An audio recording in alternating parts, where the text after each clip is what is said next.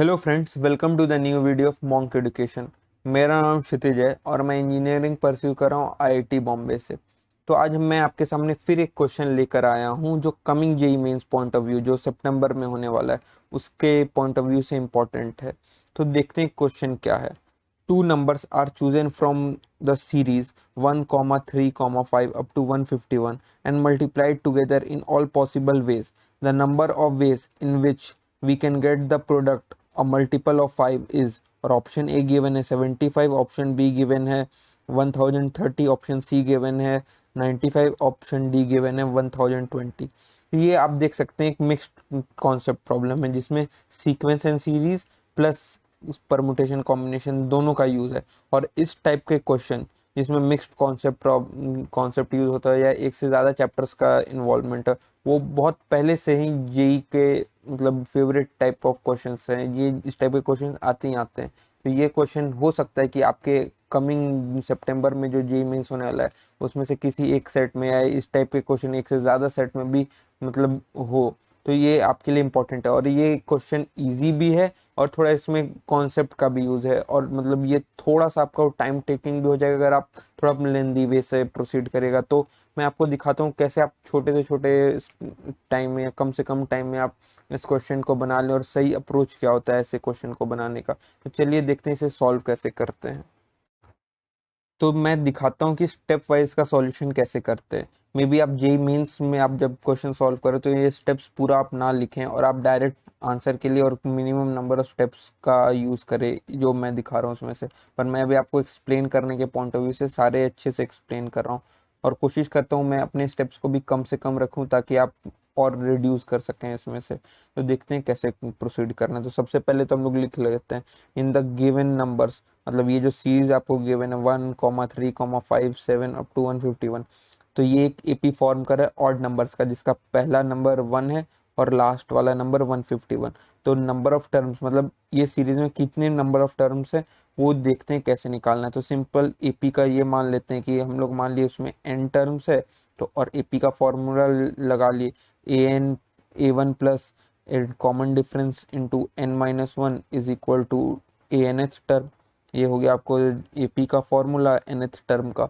और इसमें आप 1 और 151 को पुट कर दीजिए और n को भी पुट कर दीजिए तो आपको आ जाएगा यहाँ से n का वैल्यू 75 सॉल्व करने के बाद।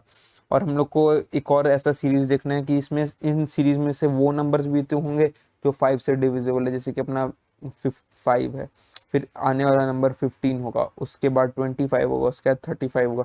तो वो भी तो एक अपना एक अलग सीरीज बना रहा होगा और उसका लास्ट नंबर 151 से छोटा हो। ऐसा कौन सा नंबर है जस्ट जो 151 से छोटा और 5 से डिविजिबल है। और ऑड नंबर भी सबसे पहला तो ये होगा कि ऑड नंबर भी होना चाहिए, तभी हम लोग ले रहे हैं 5, 15, 25। 10 नहीं कंसिडर कर रहे हैं, 20 नहीं कंसिडर कर रहे हैं क्योंकि ये तो पहले ही ऑड नंबर का सीरीज है।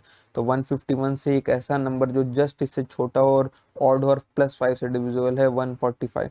तो उसका एक अपना सीरीज 5 से डिविजिबल नंबर का एक अपना सीरीज बन गया जो है 5, 15, 25 अप टू 145।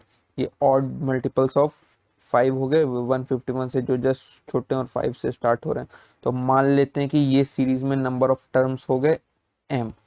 तो m का वैल्यू भी जैसे हम लोग यहाँ n का वैल्यू निकाले थे वैसे ही ये भी एक एपी फॉर्म कर रहा है 5, 15, 25 जिसमें कॉमन डिफरेंस 10 है। जैसे यहाँ कॉमन डिफरेंस इस सीरीज में 2 है वैसे यहाँ पे 10 है और हम लोग सिंपली यहाँ से m का वैल्यू निकाल लेंगे 15। तो देखते हैं कि ये कैसे अब आगे हम लोग को प्रोसीड करना है। अब यहाँ से प्रोसीड करने का आपके पास दो तरीका है। या तो आप वो सारे नंबर्स का मतलब कॉम्बिनेशन ले लीजिए जो 5 से, जिनके प्रोडक्ट फाइनली 5 से डिविजिबल हो जाते हैं, जिसमें एक से ज़्यादा मल्टीपल ऑफ केसेस आएंगे, जिसमें या तो आपका कोई एक नंबर जो दोनों में से कोई एक नंबर 5 से डिविजिबल होगा या दोनों 5 से डिविजिबल होगा। तो इस टाइप करके आपके पास एक से ज़्यादा केसेस आ सकते हैं। अगर क्वेश्चन थोड़ा और हैवी हुआ जेई मेंस में आपका जो एग्जाम है उसमें शायद 2 से भी ज़्यादा केसेस बन सकता है। तो हम लोग ऐसा क्या करें कि केसेस को अवॉइड किया जा सकता है। जनरली आप लोग कोशिश करिएगा कि मल्टीपल नंबर ऑफ केसेस को अवॉइड करिए जब परम्यूटेशन कॉम्बिनेशन आता है। ऐसे साइड जाइए जिसमें नंबर ऑफ केसेस कम हो, ताकि छूटता नहीं। एग्जाम पॉइंट ऑफ, जब आप एग्जाम दे रहे होते हैं तो आप बहुत पैनिक हो जाते हैं। अगर एक लग जाए, आपको लगेगा अगर मल्टीपल नंबर ऑफ केसेस बन रहा है तो ये शायद कोई केस छूट रहा है या कुछ ऐसा हो रहा है, तो ये सिंपली आपको इसको अवॉइड करना है। और ये अवॉइड करने का एक और फायदा होगा कि आपका टाइम बचेगा। तो मैं आपको उस साइड ले जाता हूँ, दूसरे तरीका के साइड, जिससे ये क्वेश्चन बनाया जा सकता है और बहुत इजीली बनाया जा सकता है, कम टाइम में बनाया जा सकता है। तो मैं सिंपली क्या करूँगा, टोटल नंबर ऑफ केसेस लूँगा। मतलब आपके पास जो 76 टर्म्स है आपके सीरीज में, जो ओरिजिनल सीरीज है, इनमें से कोई भी दो नंबर लेने का और उनका प्रोडक्ट करने का सारा पॉसिबल वेज निकाल लूँगा, जो है आपको 76 C2 के इक्वल। और मैं वो सारा टर्म्स निकाल लूँगा जो 5 से डिविजिबल नहीं, जिनके प्रोडक्ट कभी 5 से डिविजिबल हो ही नहीं सकते। मतलब कि तभी डिविजिबल नहीं होंगे तो जिसमें उन दो नंबर में से कोई एक नंबर में 5 से डिविजिबल ना हो। तो ये केसेस सिंपल हैं। आपको जितना आपके पास 76 टर्म्स है उसमें से वो सारे टर्म्स निकाल देने हैं, जो है 15 टर्म्स जो 5 से डिविजिबल हैं।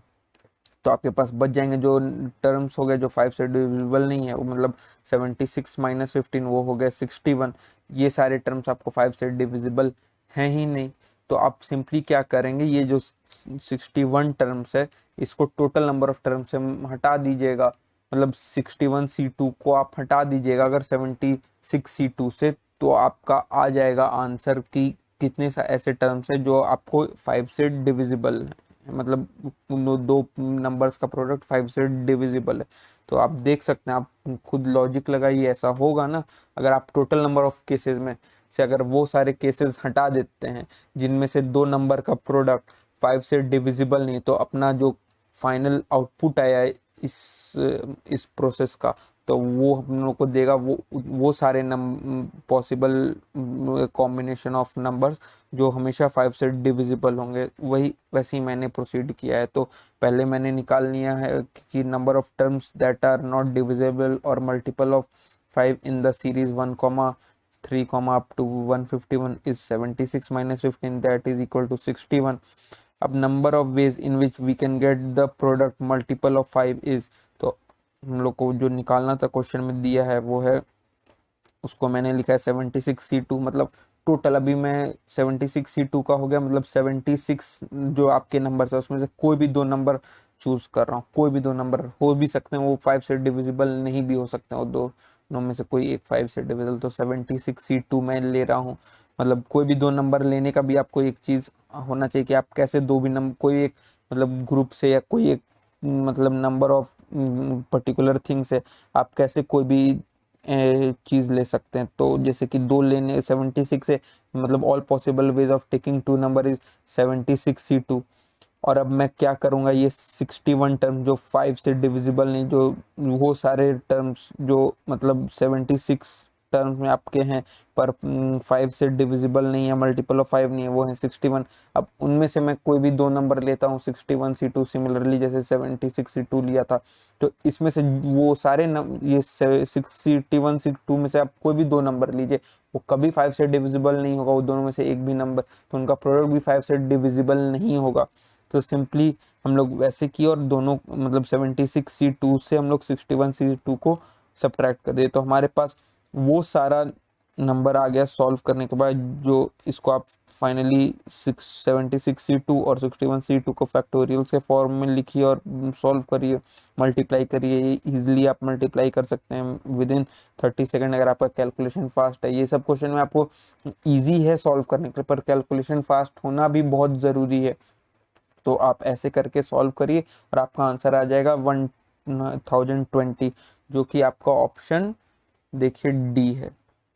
तो ऐसे ये आप क्वेश्चन प्रोसीड कर सकते हैं। मैं आपको एक्सप्लेन करने के लिए बहुत अच्छे से लिख के बताया हूँ। मे बी आपके पॉइंट ऑफ व्यू से ये स्टेप इम्पॉर्टेंट है, फिर दूसरा नंबर ऑफ टर्म्स हम लोग को m निकालने वाला इम्पॉर्टेंट है, और फिर फाइनली ये लास्ट स्टेप इम्पॉर्टेंट है जिसमें ये करना है। और एक ये भी इंपॉर्टेंट है कि number of terms that are not divisible by 5 in the series. तो अगर आप इस ऐसे प्रोसीड करके निकालते हैं तो आप विद इन, जैसे कि ये मैथ्स का स्कोरिंग क्वेश्चन हुआ और आप 2 मिनट के अंदर इसको सॉल्व कर सकते हैं अगर आप सही वे से प्रोसीड करें। कोई दूसरे वे से प्रोसीड करें या आप लेंदी ये केसेस बनाने लगे तो शायद आपका आंसर भी सही ना आए और टाइम भी कंज्यूम हो जाएगा। बस आपको यहाँ पे कैलकुलेशंस थोड़ा देखना और प्रैक्टिस, अगर आपका अभी तक तो इतना हो गया होगा कि ये छोटे मोटे कैलकुलेशंस तो कभी नहीं रॉन्ग होंगे, तो बस आप इन सभी चीज़ों का ध्यान दीजिए तो आपका ये क्वेश्चन बहुत इजीली बन जाएगा। आराम से आप 4 मार्क्स स्कोर कर सकते हैं और बहुत स्कोरिंग क्वेश्चंस होते हैं ये सब के। जनरली लोग सब मैथ्स के क्वेश्चंस अवॉइड करते हैं, पर ये सारे क्वेश्चंस अगर आपको दिखेंगे तो आपको ज़रूर स्कोर करें ताकि आपका ओवरऑल परसेंटाइल इंक्रीज हो। Thank you.